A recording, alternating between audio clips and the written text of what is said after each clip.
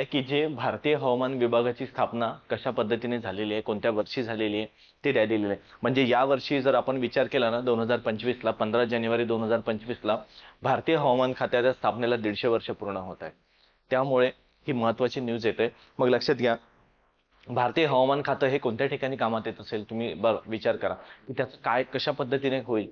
आणि ही न्यूज जर म्हटलं आपल्याला जर जोडवता आली तर आपल्याला भूगोल ह्या विषयामध्ये हवामान ह्या टॉपिकमध्ये कारण जे काही आपल्याकडे दैनंदिन हवामान ठरवलं जातं किंवा पावसाळ्यामध्ये दैनंदिन हवामान असू द्या, हिवाळ्यामधलं असू द्या, उन्हाळ्यामधलं असू द्या, हे कशा पद्धतीने ठरवलं जातं, कोण याचं तपासणी करतं, कोणामार्फत याचा विचार केला जातं की असं कोण आहे का की आपल्याला वेळोवेळी कळवतं की ह्या पद्धतीचं हवामान होणार आहे, त्या पद्धतीचं हवामान असणार आहे, पुढे पाऊस येणार आहे नाही येणार आहे. तर हे ठरवलं जातं भारतीय हवामान विभाग या संस्थेअंतर्गत. त्या संस्थेची स्थापना विचार केला तर आजपासून 150 वर्षापूर्वी झालेली आहे. त्यामधला ही बातमी आहे की त्यामधून बघा कशा पद्धतीने झालेला आहे. कारण पेपरला विचारू शकतात. कारण आज समजा हवामान भूगोल या क्षेत्रात जर विचार केला तर भारतीय हवामान विभागाचं सर्वात मुख्य कार्य आलेलं आहे. त्यामुळे ते लक्षात येणं महत्वाचं आहे आपल्या की कशा पद्धतीने त्यांचं काम चाललेलं आहे, कशा पद्धतीने आज जे आपल्याला हवामान खातं दिसतं सुरुवातीला कुठे स्थापन झाली. सुरुवातीला मुंबई या ठिकाणी स्थापन झाली, त्यानंतर कलकत्ता या ठिकाणी, त्यानंतर शिमला या ठिकाणी गेली, शिमला नंतर परत पुणे या ठिकाणी आली, पुण्यावरून परत मग दिल्लीला गेली. म्हणजे आजही समजा तुम्ही पुण्यामध्ये जर गेले तर तुम्हाला आकाशवाणी चौकामध्ये किंवा शिवाजीनगरमध्ये खूप मोठी बिल्डिंग दिसतात, तीच म्हणजे भारतीय हवामान खात्यामधली आलेली आहे. ते बिल्डिंग तुम्हाला जे दिसतंय ते 1928ला स्थापन झालेली दिसते. म्हणून हे महत्वाचं असतं. त्यामुळे समजून घ्या. आता हवामान विभाग IMD, ठीक आहे, याची स्थापना कशा पद्धतीने झालेली आहे आज जे आपल्याला दिसतंय ना ते बघा. पुढे यांनी काय म्हटलेलं आहे, 15 जानेवारीला 150 वर्ष पूर्ण होतील. त्या निमित्ताने 14 जानेवारीला भारत मंडपम येथे विशेष कार्यक्रम होणार आहे. हा एक. त्यानंतर प्रजासत्ताक दिनाच्या संचलनात सुवर्ण भारत वारसा आणि विकास या विषयावर IMDचा चित्ररथ यंदा प्रथमच येणार आहे. म्हणजेच बघा 26 जानेवारीला दरवर्षी बघा कुठल्या ना कुठल्या राज्याला एक चित्ररथ म्हणा किंवा प्रदर्शनीमध्ये म्हणा त्यावेळेस पथरथावरती तुम्हाला त्या मार्गावरती प्रत्येक राज्याचं एक प्रदर्शन असतं.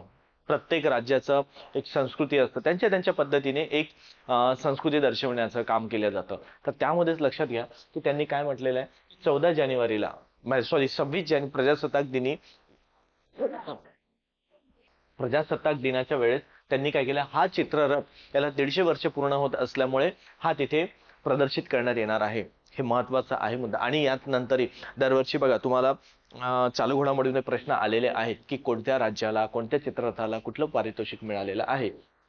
जसं मागील काही दिवसामध्ये बघा महाराष्ट्राला सुद्धा पारितोषिक मिळालेलं आहे 26 जानेवारीच्या त्या रथावरती किंवा त्यामध्ये जेव्हा 26 जानेवारीला प्रदर्शनी निघतात प्रत्येक राज्याचं, तिथे एक आपण सुद्धा महाराष्ट्र राज्य सुद्धा प्रतिनिधित्व करतो आपण त्यातलं. लक्षात घ्या येते. मग यांचं बघा यांचं काम काय आहे, मग भारतीय हवामान खात्याचं काम काय आहे लक्षात घ्या.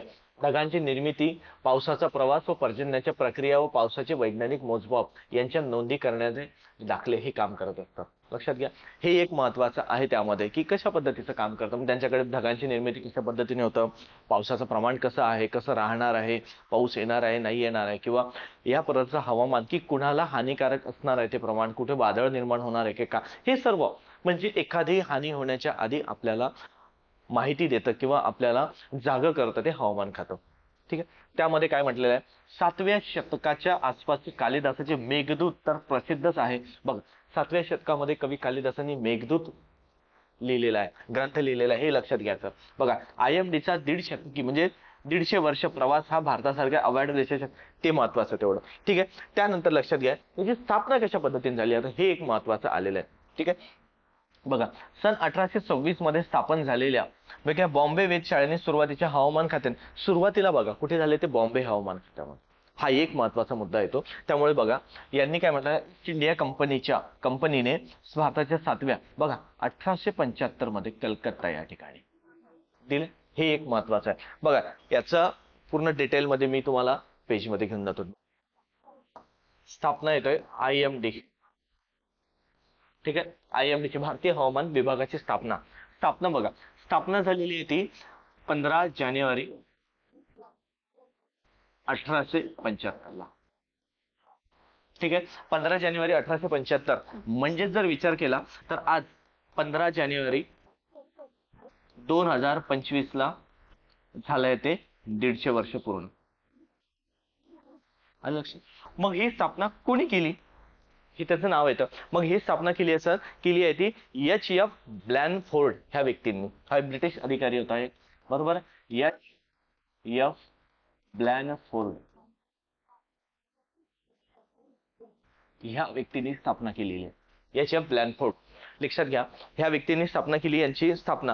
त्यानंतर लक्षात घ्या की याच व्यक्तीने काय केलेलं, एक दोन व्यक्ती भारतीय दोन व्यक्ती पहिले शास्त्रज्ञ म्हणता येईल त्यांना सहाय्यक म्हणून घेण्यात आलेलं आहे. म्हणजे तेच व्यक्ती जे होते ते लक्षात घ्या. पुढे बघा, म्हणजे दोन व्यक्तींना एक सहाय्यक म्हणून नेमण्यात आलेलं आहे, जे भारतीय व्यक्ती होते. सहाय्यक म्हणून नेमले आणि ते दोन सहाय्यक नेमले, त्यामधला एक आणि दोन. त्यामधलं एक होतं ते त्यांचं नाव येतं ते रुचिराम साहनी. पहिले रुचिराम साहनी यांना नेमण्यात आलेलं आहे. आणि दुसरे व्यक्ती येतात ते लाला, पहिले व्यक्ती येते रुचिराम साहनी आणि दुसरे व्यक्ती येते ते लाला हेमराज. ठीक आहे, लाला हेमराज ह्या दोन व्यक्तींना, आणि हे पहिले भारतीय शास्त्रज्ञ आहेत.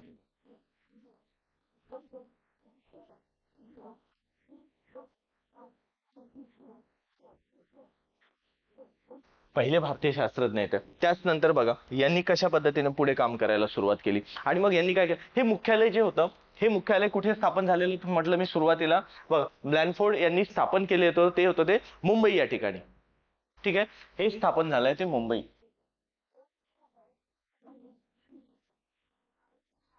मुंबई या ठिकाणी स्थापन झालेलं होतं. म्हणजे यासोबतच लक्षात घ्या की पुढे जर विचार केला आपण तर त्याच लक्षात येईल. आणि हे मुख्यालय त्याच्यानंतर मग शिमला या ठिकाणी स्थापन झालं. बघा स्थलांतर कुठे झालं, शिमला. ठीक आहे, मुख्यालय शिमला झालेलं. ठीक आहे, शिमला. त्यानंतर काही काळानंतर मग परत लक्षात घ्या 1928 ला पुण्याला आले. ठीक आहे, 1928 मध्ये पुणे येथे स्थलांतर झाले. म्हणजे त्याला आता शिमला ऑफिस नाव देण्यात आलेलं. शिमला ऑफिस जिथे आकाशवाणी केंद्र आहे, ज्या ठिकाणी आलेलं शिवाजीनगर या ठिकाणी हे स्थापन झालेलं आहे. कुणी गेले तर तुम्हाला ही बिल्डिंग बघायला मिळेल. 1928 साली झालेली. त्याच नंतर बघा पुढे काय झालं, नवी दिल्ली या ठिकाणी 1944 ला स्थापन झालेलं आहे. बघा 1944 ला मग पुन्हा तिथे स्थलांतर झालेलं आहे नवी दिल्ली या ठिकाणी.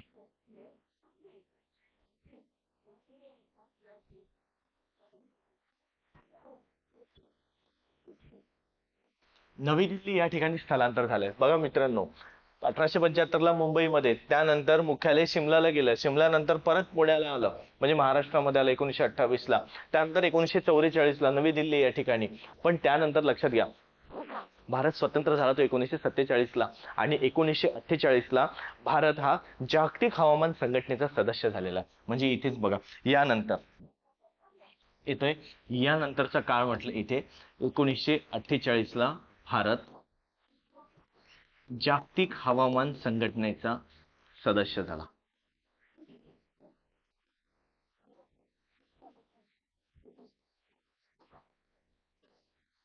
जागतिक हवामान संघटनेचा सदस्य झाला. आणि त्याच नंतर लक्षात घ्या पुढे यांनी आज जर बघायला गेलं 1944 ला आलो, मग 1948 ला स्थापन झालं, मग 1975 ला पुढे.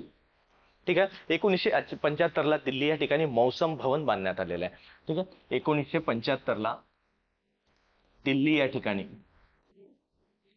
मौसम भवन हे बांधण्यात आलेले आहे. मौसम भवन हे एक महत्वाचं येतंय. म्हणजेच का लक्षात घ्या पुढे मौसम भवन बांधण्यात आलेलं आहे दिल्ली. आणि त्याच अंतर्गत आजही बघा शेतकरी म्हणा किंवा इतरही लोकांना म्हणा की अशा पद्धतीने काम केलं जातं. ते एक असत की आजही आपण अभ्यासक्रमामध्ये बघा रिमोट सेन्सिंग हा टॉपिक येतोय. राज्यसेवा मुख्य असू द्या पेपर 1 ला किंवा कंबाईन मुख्य असू द्या, आताच्या नवीन अभ्यासक्रमानुसार रिमोट सेन्सिंग हा दिलेला आहे. मग याच अंतर्गत हा मौसम भवन अंतर्गत जे कार्य केले चाललं जातात. म्हणजेच काय इथे आपल्याला मौसम ही शेतकऱ्यांसाठी एक अप्लिकेशन पण आलेली आहे. हे अप्लिकेशन यांच्या अंतर्गत त्याच नंतर रिमोट सेन्सिंग सुद्धा काम करतात, जे की आपल्याला अभ्यासक्रमात दिलेलं आहे. ठीक आहे, हे एक महत्वाचा मुद्दा येतो. त्याचसोबतच लक्षात घ्या की हवामान निरीक्षण म्हणून एक उपग्रह सुद्धा सोडण्यात आलेला आहे. हवामान निरीक्षण बरोबर आहे. हे सर्व गोष्टी तुम्हाला महत्वाच्या असतात. म्हणून याद्वारे बघा कार्य कसं चाललं जातं. जे आज सुरुवातीला झालं 1875 पासून ते आज आपण 1900 की त्याला 75 पर्यंत आलेलं आहे. म्हणजे 100 वर्ष तिथे झालेले आहे आणि 100 वर्षानंतर पुढचे ते 25 वर्ष आणि आताचे हे 25 वर्ष असं पकडून ते 150 वर्ष झालेलं आहे. म्हणजे विचार करा हे सुरुवात कशा पद्धतीने झालेली आहे. IMDचे मुख्यालय नंतर शिमला येथे स्थलांतर झालं 1928 पासून इथे दिले आहे. पुणे या ठिकाणी झालं 1944 पासून नवी दिल्लीला गेलेला आहे आणि दिल्लीत 1975 मध्ये मौसम भवन बांधण्यात आलेलं आहे तो मुद्दा मित्रांनो. हे एक महत्वाचं आहे. त्यासोबतच भारत 1948 ला पासून जागतिक हवामान संघटनेचा सदस्य आलेला आहे. हे एक महत्वाचं आहे 1948 ला. त्यानंतर लक्षात घ्या भारत बघा मौसम हे शेतकऱ्यांसाठी अप्लिकेशन काढलेलं आहे. त्यासोबतच उपग्रह निरीक्षणासाठी उपग्रह प्रक्षेपित केलेला आहे. त्यासोबतच लक्षात घ्या रिमोट सेन्सिंग ही सुद्धा क्षमता आलेली आहे. रिमोट सेन्सिंग त्याला आपण मराठीमध्ये सुदूर संवेदन असं म्हणतो. बरोबर आहे ते आलेलं. त्यासोबतच लक्षात घ्या पुढे ऍप डेव्हलप करणं, राष्ट्रीय मान्सून धोरण त्यामध्ये प्रकाशित करणं हे आपल्याला महत्वाचं येतं. आज बघा जेव्हा हे बातमी प्रकाशामध्ये आली, न्यूजपेपरला आली, वर्तमानपत्रांना आली, तेव्हा आपल्याला कळलं की नाही ह्या खात्याला 150 वर्ष पूर्ण झाले. नाहीतर आजपर्यंत आपण कधीही तिथे डोकावलेलं नसतं आणि त्याच निमित्ताने का होईना पेपरला पण येण्याचं महत्वाचं असतं. म्हणजे एखादी चालू घडामोडी मित्रांनो लक्षात ठेवा, चालू घडामोडीविषयी मी तुम्हाला डगमगू देणार नाही. जर पुढचं धोरण जर तुम्हाला लक्षात ठेवायचं असेल, जर पुढची बाजू तुम्हाला पकडायची असेल, 2025 जर तुमच्या वाट्याला जर येणारी 9 नोव्हेंबर किंवा 2026च्या एक्झाम किंवा येणाऱ्या सर्व 2025च्या एक्झामला जर तुम्हाला सामोरं जायचं असेल तर तुम्हाला चालू घडामोडीचा अभ्यास याच पद्धतीने करणं गरजेचं आहे.